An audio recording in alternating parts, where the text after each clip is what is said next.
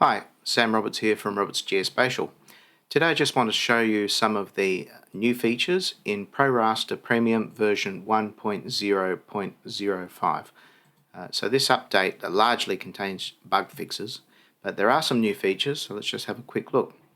So firstly, in the raster source editor, if we go to a raster, select it, we've always been able to acquire information on that raster.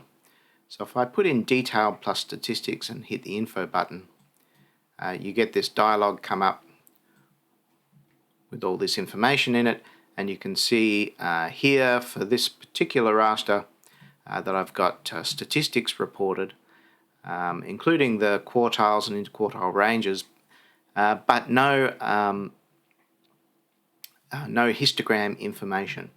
So the problem with printing histogram information out to this report is that for some rasters it can get exceedingly long and it's not very efficient. So there's a new option in here to go complete to a text file. So if I do that and then select a text file, it'll save it, then close that, and then for example come in here. Here's the text file in a text editor. And here you can see all of the histogram information has been printed out into this text file in addition to everything else. So that's the first feature. Second feature, if I go into the data transform editor, if I choose a raster here, there's this new button called Compute Statistics. So if this is grayed out, it means that statistics are already available for the field and band that you've selected for this raster source. So let's just get rid of that. And you can see here that the summary statistics are available for this, and there's a histogram. You can see the graph there. But if you select a band that doesn't have, so let's try one of these for example, that doesn't have statistics already computed, well then this button will become enabled. So you can compute statistics, little dialog comes up, and then if you go in here you'll see these statistics all displayed. So that's a new feature. Secondly, on statistics, I'll just mention that in the past statistics have been written into a GHX file, and that still happens. But you'll notice that there's a new file called a STTX file, and that now has binary statistics in it. So what I found is that for large rasters, for complicated rasters, the GHX file is just too slow, and so we now use a binary file for statistics. So close that. In the data conditioning dialog, you'll notice that there's a new option. So data conditioning can be applied to rasters before they get rendered in real time, and you can now apply this transformation where the value is equal to the value scaled by some factor and then transformed by some other factor. So here I'm multiplying by 1 and adding 120. So I use this, for example, to move terrain rasters up and down in real time in order to simulate sea level change.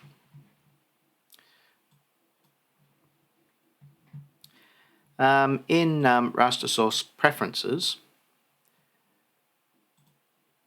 driver preferences, there's a new option here called coordinate offset. So you can, at runtime, when you load a raster, you can move it spatially by some offset in X and Y. So let me just demonstrate that. So if I bring up, say,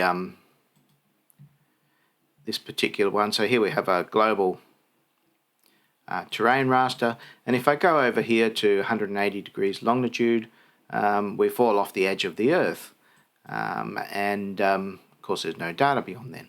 So what you can do is you can just duplicate this raster to the left and to the right using that coordinate offset, and then get a continuous visualization. So if I go to this algorithm, here I've got that same raster duplicated twice. So if I now go to Australia and go off into the Pacific, you'll see that Fiji is not cut in half, and there's continuous data across that 180 degree and minus 180 degree line.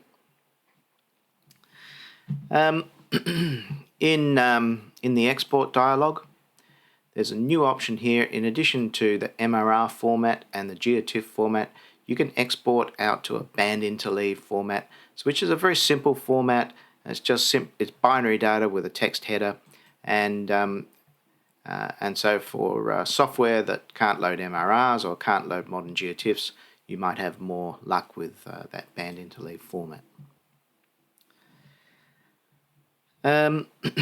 So let me close this one. I'll go back to just a normal. So the Earth. So if you here on the zoom button, so you've always been able to click the zoom button and zoom to the algorithm extents, or drop it down and then zoom to any of the data elements that are in that zoom button. But in addition to that, you've been able to zoom manually. So when you go into manual, and you can enter here some coordinates. So if I put in 45 and minus 45 and minus 20 and 50, and I'll call this Africa zoom. So you can see I've got this new button to remember this zoom range as this particular text. So I've hit OK. So now I've zoomed to Africa.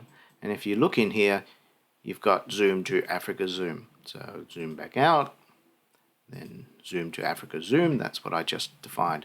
In addition to that, you can zoom to a polygon. So if I load a polygon file, this will be in a tab file format. So polygons, Hawaii, and I'll say remember that as Hawaii. You come in here, okay, it zooms to Hawaii. Now go down there, you can zoom to Africa, zoom to Hawaii. So just some additional options there on zooming. In the options dialog, you have an option here to set the raster tile cache size, and there's a new one here called I want it all, and that gives you access to all of the memory in your system. Be careful with that option. Generally speaking, you don't want to use all of the memory. You want to use one of these smaller options. And just finally, a recommendation that the minimum display resolution for this version of ProRaster is 1440 by 900 pixels. And some of the dialog sizes have been changed so that it fits into that minimum recommendation. So I hope you enjoy that new version. That's version 1.0.05.